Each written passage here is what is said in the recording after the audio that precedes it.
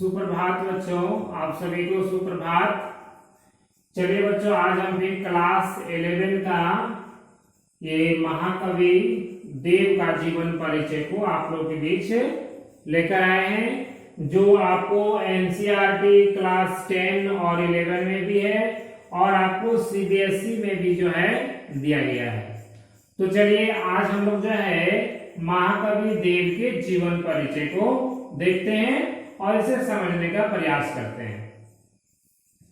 तो देखिए क्या है, महाकवि देव का जन्म सन 1673 ईस्वी में उत्तर प्रदेश के इटावा नगर में हुआ और इनका मूल नाम क्या था? देवदत्त द्विवेदी था। बच्चों ये जो है याद रखिएगा, इनका मूल नाम जो है परीक्षा में पूछता है, ठीक है। देव का मूल नाम या पूरा नाम, तो मूल नाम इसका क्या? देवदत्त द्विवेदी। ये क्या थे? एक दरबारी कवि थे। कहने का मतलब है पहले जमाना में जितने भी कवि होते थे वे राजाओं के दरबार में आश्रयदाता के रूप में रहते थे और राजाओं का मनोरंजन जो है अपने कविताओं के माध्यम से करते थे।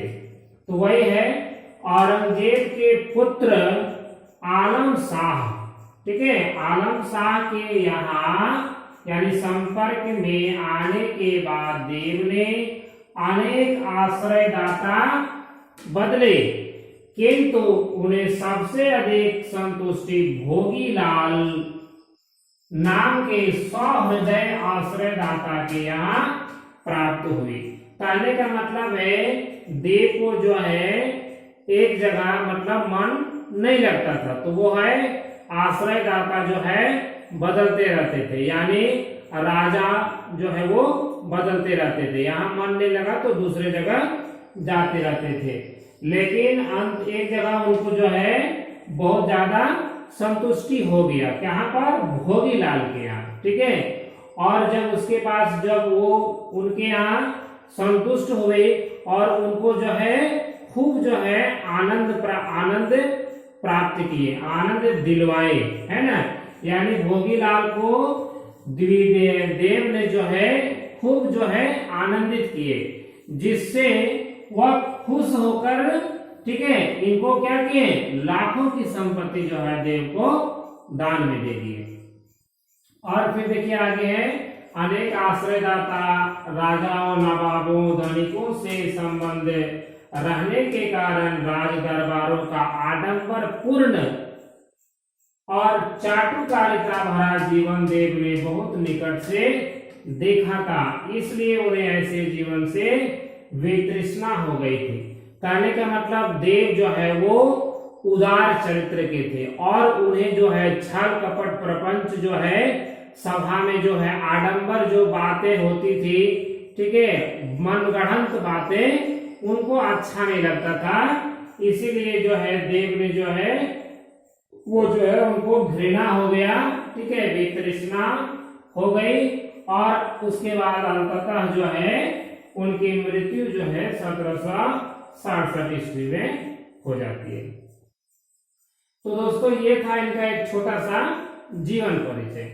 उसके बाद फिर देखिए इनका रचनाएं कौन कौन सी है, ठीक है। उसके बाद फिर इनकी साहित्यिक विशेषताएं क्या, फिर उनके बाद इनकी भाषा शैली क्या है। तो देखिए रचनाएं क्या क्या है। देव द्वारा लिखित कुल ग्रंथों की संख्या 52 से 72 मानी जाती है। उनमें रस विलास मुख्य हमने लिख दिए हैं, रस विलास, भाव विलास, भवानी विलास, ठीक है। और क्या क्या है देखिए, कुशल विलास, है ना, आश्याम, सुनील विनोद, सुजान विनोद, काव्य रसायन, प्रेम दीपिका आदि प्रमुख है। तो ये था इनकी रचनाएं। अब देखिए इनकी साहित्यिक विशेषताएं क्या है। देखिए क्या क्या इनकी जो रचना है यानी साहित्य की कौन सी विशेषता, ठीक है। देखिए क्या क्या विशेषता है इनके सवयों और कवित्व में। एक और जहां रूप सौंदर्य, ठीक है, का अलंकारिक चित्रण किया है, वही रागात्मक भावनाओं की अभिव्यक्ति भी संवेदनशीलता के साथ हुई है। कहने का मतलब है एक और इनकी जहां रचना जो है रूप सौंदर्य का वर्णन किया है, वही दूसरी ओर जो है भावना, रागात्मक भावना का भी वर्णन जो है किया गया। यानी इनकी रचनाओं में राग है, सुर है, ताल है। ठीक है, फिर आगे देखिए, कवि देव और सौंदर्य के कवि थे, है ना, ये किसके कवि थे? सौंदर्य के, प्रेम और सौंदर्य के। इनके काव्य में श्रृंगार के उदात रूप, है ना, श्रृंगार का उदात रूप का वर्णन है। अनुप्रास और यमक जो है इनका पसंदीदा अलंकार। फिर आगे देखिए क्या लिख रहे हैं, कवि देव की सुकुमारता, सरसता, रमणीयता, माधुर्य के सुंदर चित्र जो है उन्होंने खींचे हैं। इनकी रचनाओं में ये सब देखने को मिलेगा। ठीक है, माधुर्य देखने को मिलेगा, प्रकृति की सुकुमारता। जब इनका रचना पढ़ेंगे, इनका जब कविता हम लोग पढ़ेंगे तो प्रकृति की अपार सुंदरता का वर्णन कर रहे हैं कवि ने। ठीक है, कृष्ण के रूप सौंदर्य का वर्णन किए हैं। फिर आगे देखिए क्या है, अपने भावाभिव्यक्ति की श्रेष्ठ शैली के कारण वे जो है रीतिकाल के श्रेष्ठ कवि माने जाते हैं। दोस्तों, ये जो रीतिकाल का यानी रीतिकाल का समय 1700 से 1900 माना जाता है, और ये 1700 से बाद जो है रचनाएं लिखना शुरू किए, इसलिए इनको रीतिकाल का कवि कहा गया। अब देखिए क्या है, इनकी भाषा शैली देखिए क्या क्या लिखे हैं। भाषा शैली, भाषा शैली मतलब इनकी भाषा किस प्रकार की है, भाषा में किस शैली का वर्णन किया गया है। तो भाषा शैली क्या देखिए, रीतिकालीन कवियों में देव बड़े प्रतिभाशाली कवि थे। और क्या है, कवि देव के काव्य की भाषा क्या है, काव्य की भाषा कोमल कांत है, बहुत सरल भाषा, एकदम बिल्कुल सरल, आप केवल पढ़िएगा तो समझ में आ जाएगा। तो वही बात है, कोमल कांत पदावली युक्त ब्रज भाषा है। भाषा में प्रवाह है, प्रवाह गति है, ठीक है, और लालित्य है। लालित्य यानी भाषा में जो है लालसा है, पढ़ने की लालसा, मतलब हमें पढ़ने को जो है और उत्साहित करेगा, हमें आगे पढ़ने की लालसा डालेगी। प्रचलित मुहावरों का भी प्रयोग हुआ है। और देखिए क्या क्या हुआ है, उन्होंने श्रेष्ठ चित्रण का भी जो प्रयोग किया है। इनकी भाषा प्रवाहमयी और साहित्यिक है। ठीक है, प्रवाह है। अभी जो पहले लिख रहे थे, देव की शब्दावली में क्या है, संगीतमय है, संगीत में प्रवाह युक्त शब्द चयन, छंद, ठीक है, को सहज स्मरणीय बना देता है।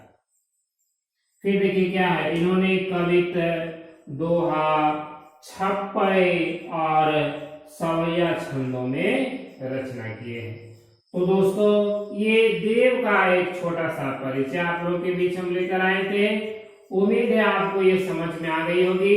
अगर किसी प्रकार का समझ में नहीं आता है तो प्लीज आप हमें कमेंट बॉक्स में लिखिए कि सर हमें ये नहीं समझ में आया, तो दोबारा फिर समझाने का हम आप लोगों के बीच प्रयास करेंगे।